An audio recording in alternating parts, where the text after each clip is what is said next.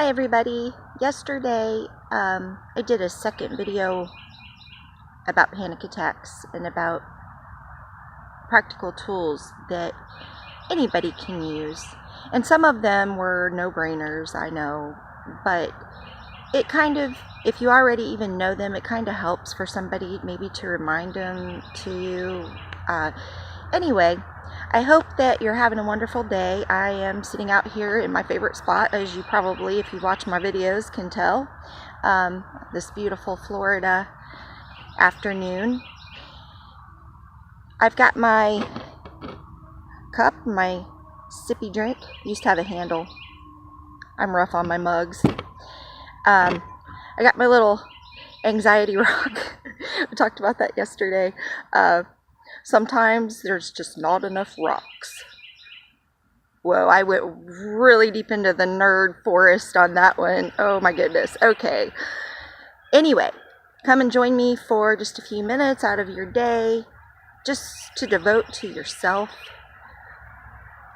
We don't spend enough time devoted to ourselves and our own well-being, I think. So, anyway, I started with one video where I talked about basically stripping the panic attacks and anxiety down to kind of their most primitive form, primitive use of fighting or fleeing danger. Our brains are wired that way. We are hardwired for that. And there are times that is productive, especially in primitive times. That was very productive. That was obviously life-saving. And then in our modern times, we have this very prevalent issue of panic attacks, and it feels like they no longer become productive but destructive. So in my first video, I talked about what their initial purpose and why that fight or flight happens within us as people. It happens in animals as well. And then I went over, as I said yesterday, some practical tools in dealing with that, because initially, for years, those were the tools that I used. Those were the only things that I had, and I was not ready to move past those tools and move on to the sort of final phase of healing for these panic attacks. I have rarely ever have an anxiety attack these days.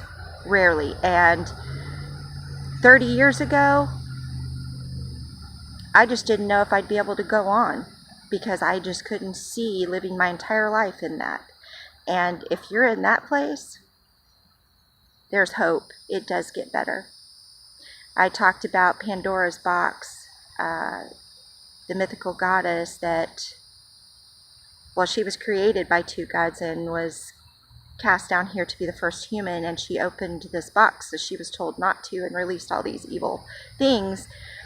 But the one thing that nobody ever tells you in the proverbial Pandora box story is that the one thing left in that box, there was one thing left. Does anybody know what that was? I'm sure some of you do. But it was hope. It was hope. So there is hope. So this video, I wanted to just go ahead and wrap this thing up with panic attacks. I didn't want to leave it just with the two videos where it was at. I wanted to tell you how I pretty much have overcome it. I had two really bad ones for the first time in a long time, and it was because of a direct, I could link it to an actual reason, which a lot of times they happen out of the blue, and we can't figure out why our body's doing this, because there's no real danger right in front of us, as if, you stepped out in front of a bus, and jumped back from being killed. So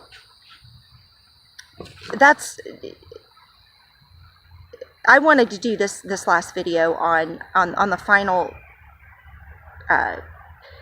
phase of how you can just completely overcome them like I have. I'm not teaching you anything that I have not personally struggled with and been through and done without the help of books, YouTube. There were just, these things didn't exist when I first started having them. I mean, there probably may have been books, but I didn't have access to them. As I said, I didn't even know what, I had never heard the term panic attack in 1989 as a 19-year-old girl. So, once you've got the basic understanding and some tools, once you have those things down pat and you're ready to move forward, then instead of fleeing, you come to a place in your life where you stand and you fight.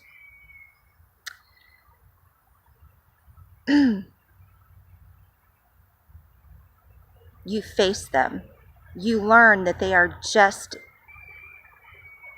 discomforts. They're not real dangers. They're not going to kill you. You've ruled out all the medical stuff. Good. So you learn to embrace them as discomforts. It's hard to embrace things that are uncomfortable to us. But what happens is you strip them of their power. You strip that mystique. And that's very powerful. Anybody that knows, dog lovers especially, even the sweetest dog, which most dogs are sweet, if you take off running from it, that dog's just going to chase you. And it's going to chase you with fervor until it catches you and probably knocks you down and licks you to death. But if you just stand and you let your presence be known and take authority and become sort of the leader of the pack in the dog's eyes, then you can train that dog to do pretty much within reason anything you want it to do, because you're the leader of the pack. You are in charge. You need to view this the same way. Stop running from it. It is now just a discomfort, and you can manage that. You can manage a discomfort. So I encourage you to now, if you're at that place, or whenever you do come to the place where you've used all the tools, you're ready to stop and actually wrap your arms around those anxiety attacks and embrace them as they're just discomforts. I can move forward. I don't have to run away anymore. I don't have to pull my car over anymore. I don't have to run away from the grocery store. That I know that this is simply something that my body does for the reasons that I discussed, and now they're moved into the realm of just discomfort. That alone breaks that spell.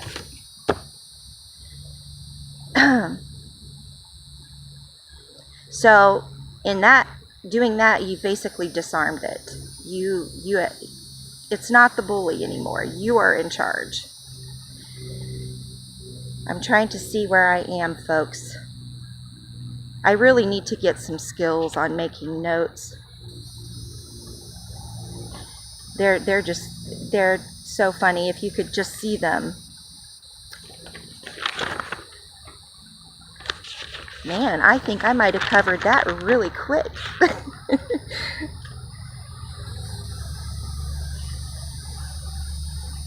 I am so sorry.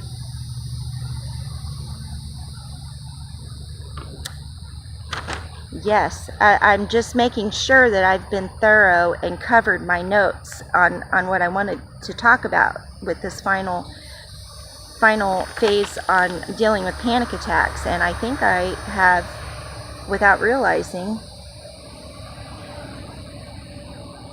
I've done it.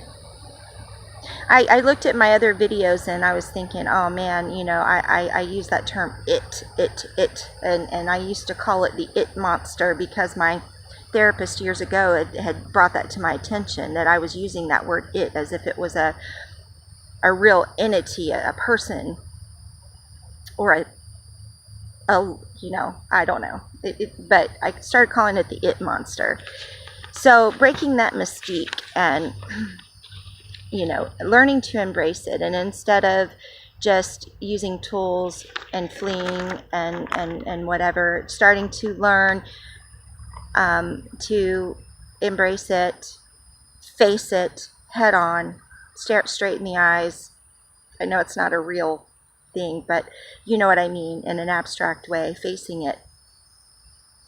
And knowing that at the end of that, there's hope, because they stop happening, sometimes even altogether, or they're never as intense as they ever were initially.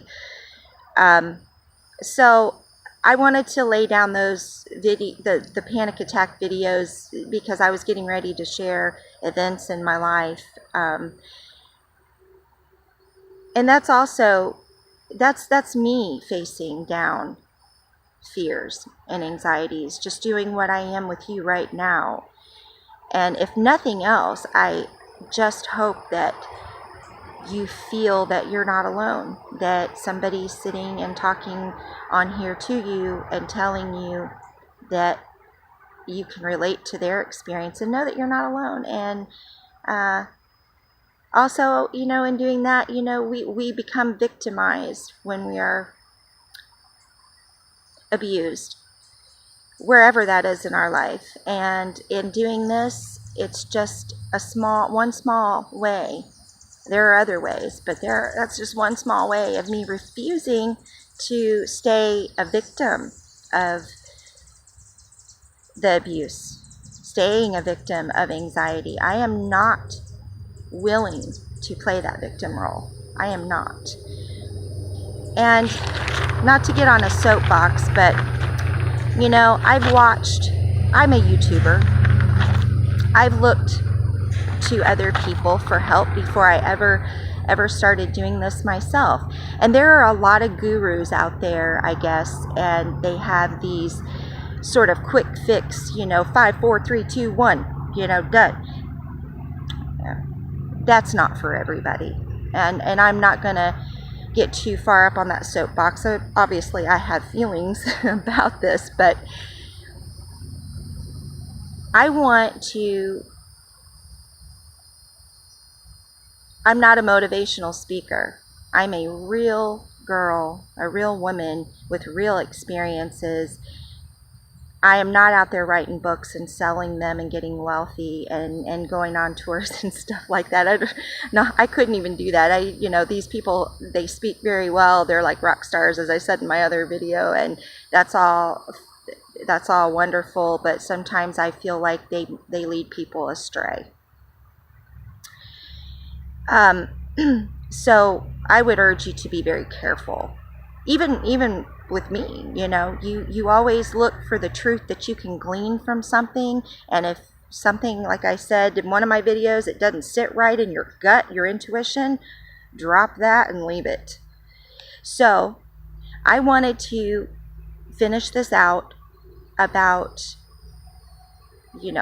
dealing with panic attacks and leave you with the final way of just kind of just taking the life out of those, facing them and embracing them and knowing that they're just discomforts and not running from them. And pretty soon they lose their mystique, they lose their power. You strip it yourself. You are the victor in this, not the anxiety attacks.